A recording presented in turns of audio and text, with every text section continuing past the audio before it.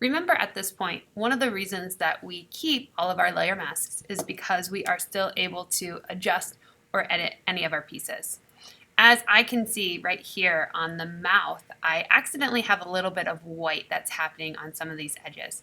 So this is where I would want to come in and clean up my potato or my creature before creating my group.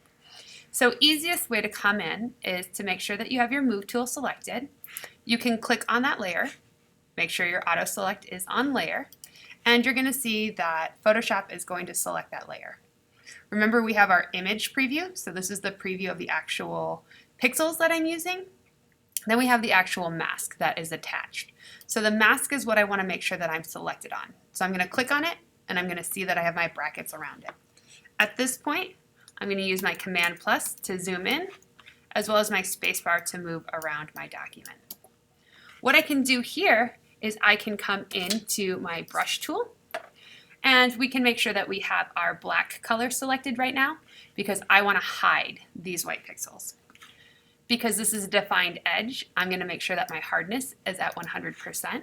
Remember, we don't want a soft transition here. We want our pixels to end at that point. And what I'm going to do is I'm just going to come in and be able to paint out those pieces. So remember, if you are going through and you notice that any of your layers have anything that's sticking out that shouldn't, remember how we talked about how some of these ones will come over with these little boxes, not the whole background will be black. You might have to go over those edges just to remove a little white line that you might see. But we're just able to come in and still modify and adjust our different pieces.